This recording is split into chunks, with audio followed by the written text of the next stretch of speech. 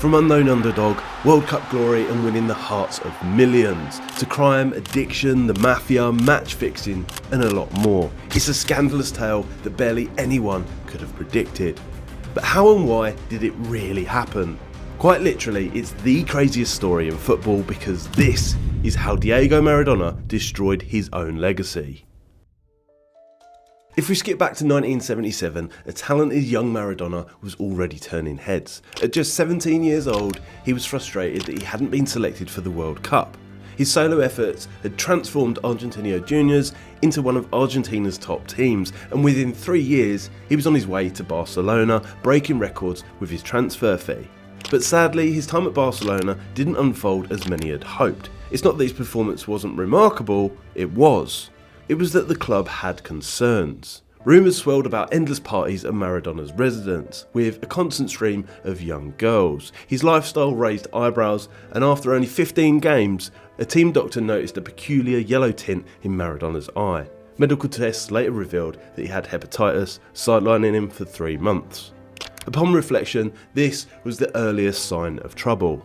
When he returned, he persuaded the team to adjust their training schedule so he could sleep in, unwilling to cut back on his late night activities. He negotiated additional pay for every friendly match he played and frequently clashed with the club's president. In one instance, the president visited Maradona's home for a scheduled dinner, only to find it overflowing with party guests. Yet all of these events paled in comparison to what was looming on the horizon. Because shortly after, amid the city nightlife, Maradona was introduced to cocaine.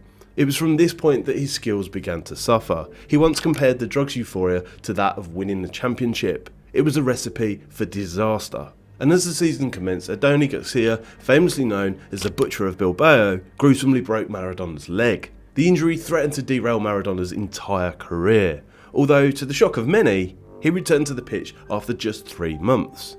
Because of this, the season's climax was dramatic. A face-off against Bilbao in the Copa del Rey final left Maradona seeking retribution, yet things did not go as planned. After the match, which ended unfavourably for Maradona, chaos erupted.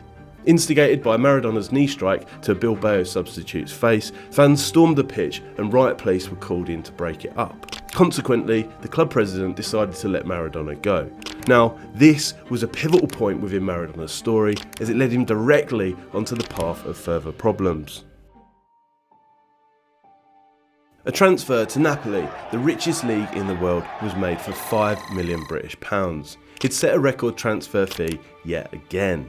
At the time, many were puzzled by his choice to join a team that had narrowly escaped relegation. Years later, this move would make more sense, as you'll soon see. At the time, a significant question loomed.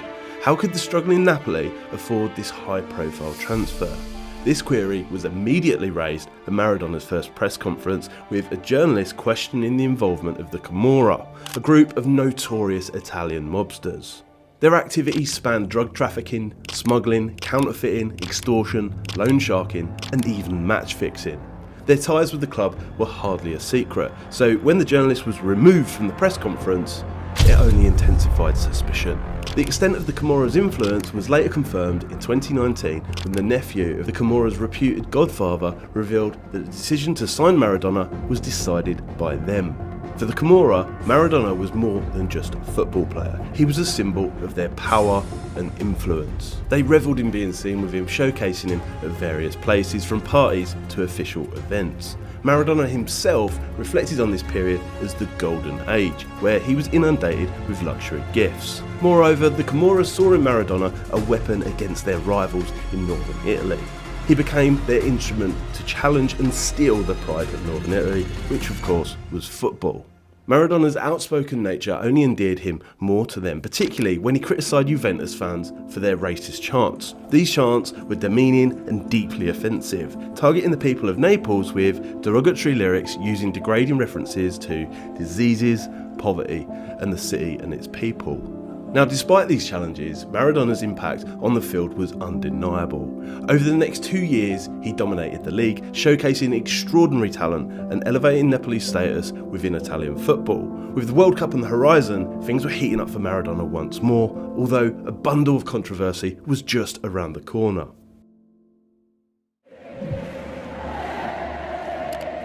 Maradona's impact on Napoli and the world of football was profound and far-fetching. His free-kick goal against Juventus in 1985, which led Napoli's first victory over them in 13 years, was so emotionally charged that it's reported that it caused fainting and heart attacks amongst some spectators. This illustrates the deep connection and impact he had on the fans. With Maradona at the helm, Napoli rapidly ascended to the top tier of the league and his popularity soared globally. The 1986 World Cup further cemented his legendary status. His performance, including the infamous Hand of God goal against England, was widely regarded as one of the greatest in World Cup history.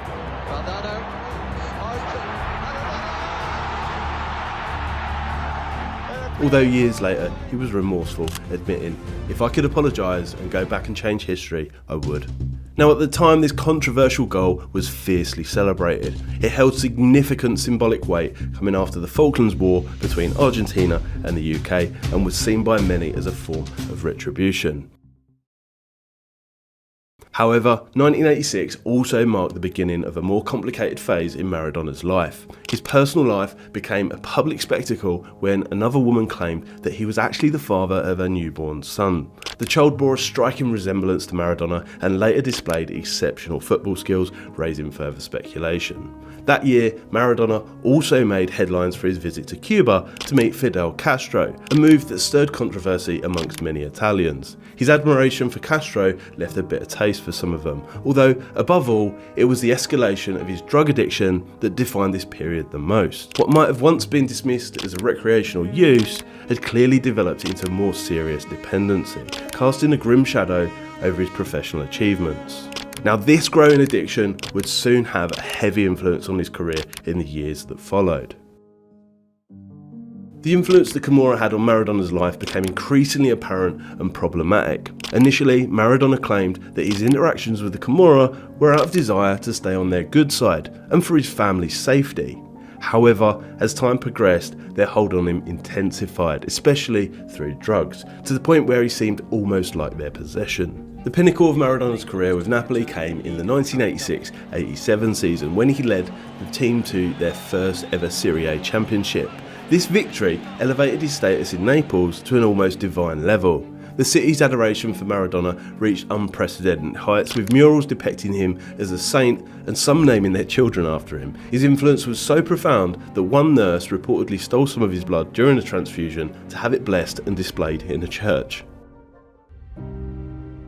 Maradona's presence in Naples wasn't just a matter of sporting pride. He'd become a central part of the city's identity. A newspaper quote encapsulates this sentiment, suggesting that Neapolitans lived not for themselves, but for the joy of watching Maradona play football.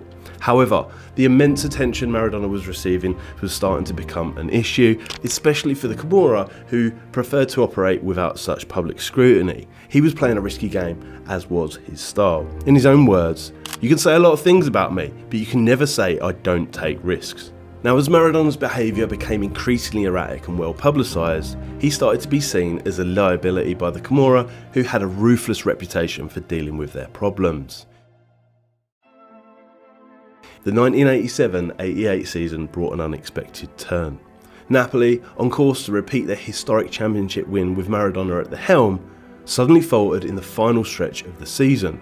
With just 5 games left and a comfortable lead, Napoli suffered a series of losses and draws against teams like Juventus, Verona, Milan, Fiorentina and Sampdoria. This collapse, often referred to as the greatest choke in football history, raised suspicions.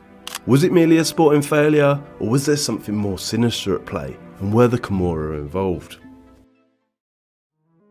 The sudden downturn in Napoli's performance towards the end of 1987-88 raised suspicions of match fixing, especially given the Camorra's notorious involvement in such activities. The fact that the entire city had heavily bet on Napoli to secure a second title with very favourable odds due to the unexpected nature of their first championship added to the intrigue.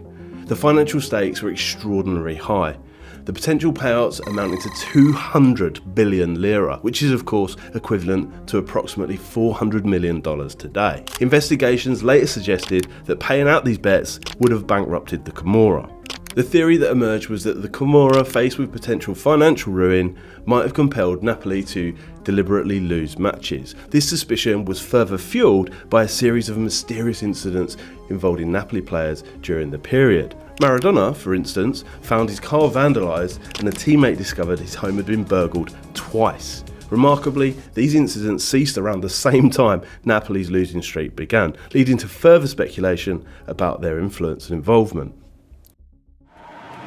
In the subsequent year, Napoli finished second in the league but triumphed in the UEFA Cup, defeating teams like Bayern Munich, Frankfurt and even Juventus. The victory marked an incredible journey from the brink of relegation to European champions in 5 years. However, Maradona felt that he had reached the peak of his time at Napoli and desired a transfer, aiming to depart on a high note. Yet, leaving Napoli wouldn't prove to be as straightforward, given the complex web of interest both within football world and the shadowy influence of the Camorra. Maradona's request for a transfer was set against the backdrop of success, controversy and widespread power of the Camorra. Honestly, whatever move he made was fraught with complications. The situation surrounding Maradona at Napoli was a complex blend of public admiration, media frenzy and the controlling influence of unforeseen forces like the mob. Despite his desire for a transfer, Maradona chose not to force an exit out of respect for the fans, which only intensified the media circus around him. Known for his outspoken nature, he became increasingly engulfed in the drama. Maradona's lifestyle during this period was disorderly and unsustainable. To escape the relentless media scrutiny, he frequently sought refuge in nightclubs, indulging in drug use until midweek, before then undergoing intense detoxification with his personal trainer to prepare for the next match. This cycle took a toll on his mental health and body, blurring the lines between his public persona, Maradona, and his private self, Diego. His trainer poignantly noted the dichotomy between the two, highlighting the internal struggle Maradona was facing. Despite the chaos and widespread use of mandatory doping tests in football, Maradona never failed a drug test during this time. For many, it was confusing, leading to various theories, including possible Camorra intervention, the use of clean urine samples from others, or even more elaborate methods to circumvent the testing. In the midst of all of these challenges, Maradona's talent on the field remained undiminished. He led Napoli to another trophy by the end of the season. During the celebrations, a conversation he had with the club's president was overheard. Quote, "We can't win every time, otherwise it becomes boring for them." His remark was interpreted by many as a subtle admission or hint that the team's previous failure might have been due to match fixing, orchestrated by those with a financial interest. During the 1990 World Cup, Maradona's relationship with Italy and its people underwent a significant transformation. His success with Napoli had initially been celebrated, but as he began to win more and challenge the dominance of the traditional Italian powerhouses, public sentiment shifted. A journalist aptly captured this change, noting that while Italians expected Maradona to be a star, they were not prepared for him to win so consistently, leading to growing resentment. The 1990 World Cup, held in Italy, heightened these tensions. The semi-final match between Argentina and Italy was set in Naples, a city that adored Maradona but also felt marginalised by the rest of Italy. In a move characterised by his bold and confrontational style, Maradona addressed the Neapolitans on television, suggesting that since Naples was not truly part of Italy, they should support Argentina to make him happy. This statement spectacularly backfired. Despite their love for Maradona and feelings of being ostracised, the Neapolitans, like the rest of the country, were united in their passion for the national football team. The divide Maradona hoped to exploit did not materialise. Instead, he found the entire country united against him. The culmination of this tension was Maradona's penalty kick against Italy in the semi-final. Scoring this penalty meant knocking out the host nation, further inflaming the already tense situation that would continue to plague him later on.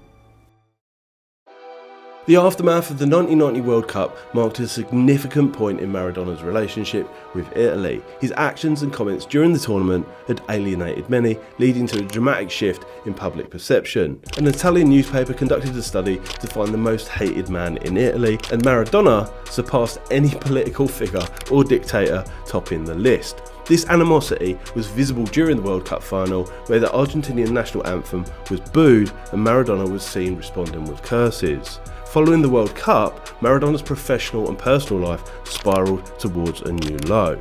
His performances with Napoli deteriorated, becoming a source of embarrassment rather than pride, and he felt targeted and harassed.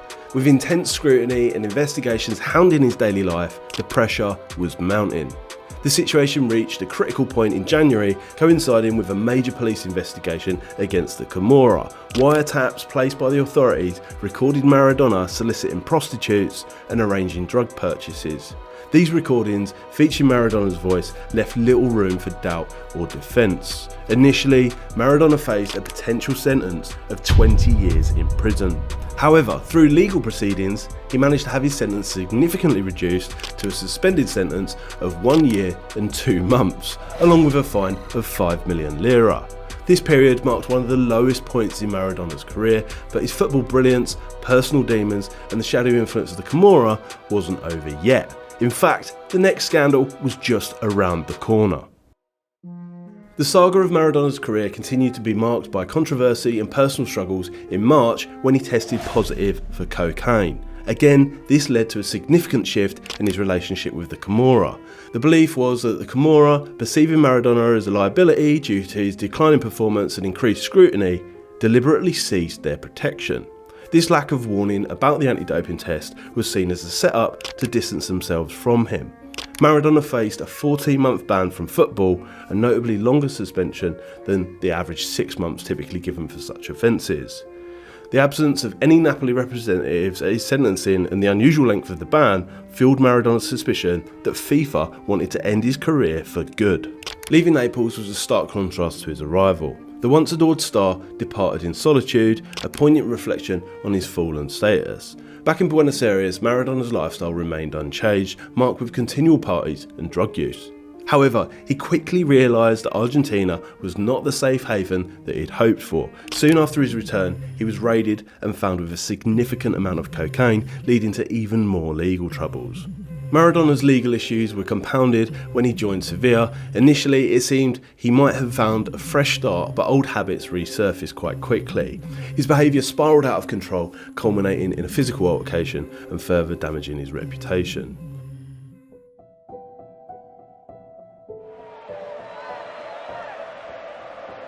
His stint with Newell's Old Boys followed a similar pattern. His arrival was met with fanfare, but it quickly dissolved into injury, conflicts, and an incident where he attacked journalists with an air rifle, leading to another suspended sentence.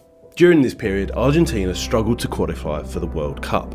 Despite Maradona's limited playtime that season, the nation turned to him for salvation in a critical playoff against Australia.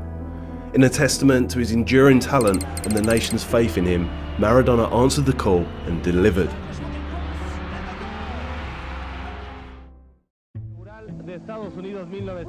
At the World Cup, concerns about Maradona's drug use were paramount. There were rumours that FIFA might be working behind the scenes to prevent him from being selected for drug testing, fearing the tournament lacked a standout superstar. However, these theories were quickly dispelled. Maradona's first match performance and his behaviour towards the camera raised immediate suspicion about his sobriety.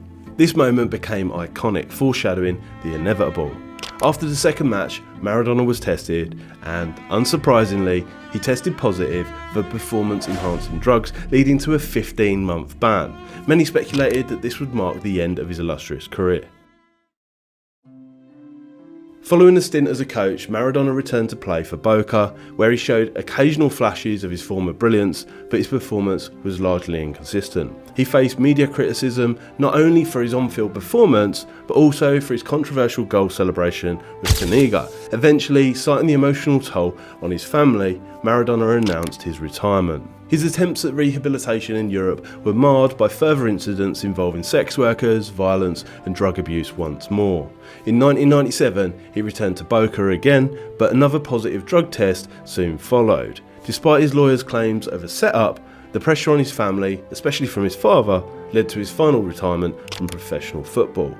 Off the field, Maradona's struggles continued. In 2000, he hit a new low with a cocaine overdose that left him in a coma for 2 days. Fidel Castro intervened, arranging for his rehabilitation in Cuba. Castro's daily visits and support were significant, but Maradona's time in Cuba was not without controversy. Years after his death, a Cuban woman alleged that he had sexually assaulted her when she was a minor, although there's never been any substantial evidence to support her claim. However, in 2005, there was plenty of evidence surrounding a significant legal issue in Italy. He was ordered to pay £33 million in back taxes as a result. Maradona steadfastly refused, claiming that he owed nothing to Italy. This stance led to restrictions on his entry into the country, and when he did enter, his possessions, including diamond rings and Rolexes, were confiscated. 3 years later, in 2008, Maradona had made considerable strides in his personal health and took over as a coach of the Argentine national team. His tenure was marked by some controversies, but they paled in comparison to his earlier years. After the 2010 World Cup, Maradona left his position with the national team and continued to coach various others, leading to a relatively quiet life. A significant personal development came in 2016 when he acknowledged his illegitimate son. However, Maradona's health issues and suspicions about a resurgence in his drug habits continued, particularly after some erratic behaviour in the 2018 World Cup. He claimed that the heavily reported episode was the result of a mistaken alcohol binge when waiting for a delayed private jet, although pictures emerged suggesting otherwise.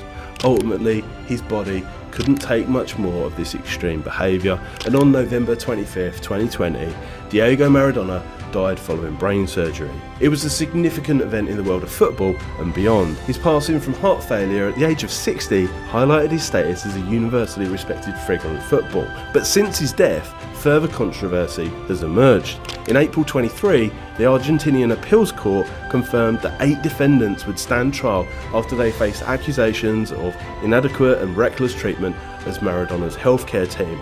Allegations suggest that signs of his impending heart failure were evident 12 hours before his death. Why they were ignored remains a mystery.